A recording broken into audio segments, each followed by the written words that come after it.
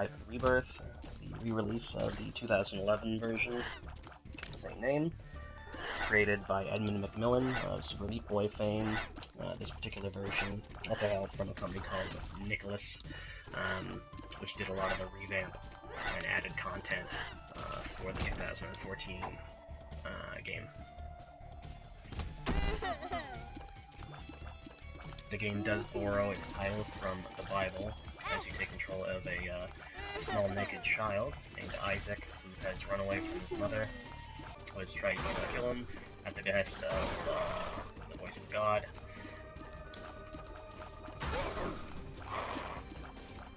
Despite the cartoony art style, the game is geared towards adults, given that it deals with themes of religion and abortion, and just generally has a twisted overtone, as you can see from the art style and all the kind of cartoon blood violence that is going on the screen.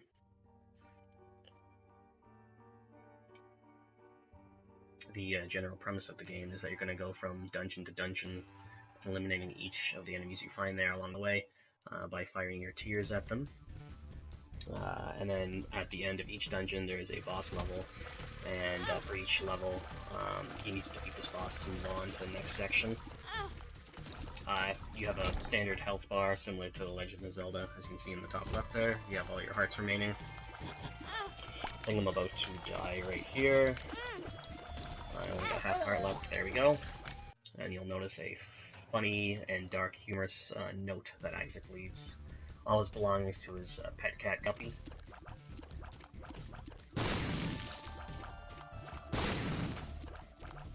One concept that Binding of Isaac does really well is really gives you a sense of progression as you make your way through dungeon to dungeon. The power-ups that they've implemented are all varied and numerous. There's a lot of variation. There's well over 100 items that you can find, so there's a lot of variation as you go from dungeon to dungeon each time you play. So rest assured, if you do die, and you will, the next playthrough will be that much different, which is a great thing for replayability.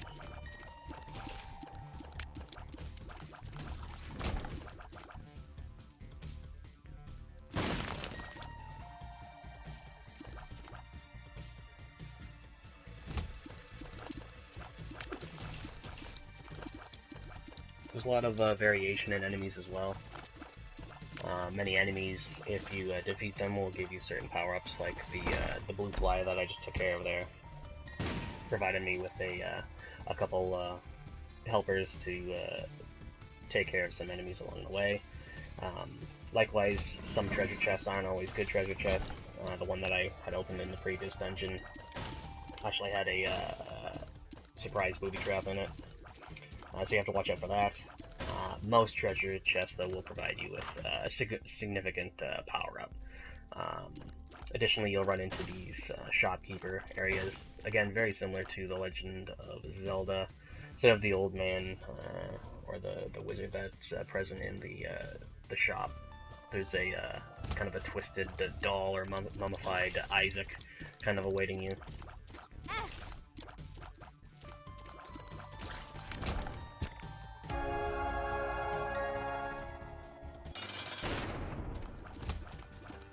Many of the bosses in the game take on a fetal or fecal theme. In this instance, you're facing another baby with an umbilical cord attached to another baby.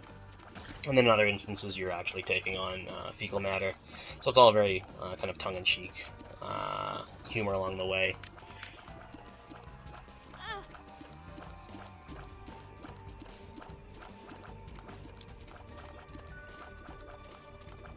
I think if the audience is mature enough to understand a lot of the concepts and the humor in the game, I think you have a lot to take away from the Binding of Isaac.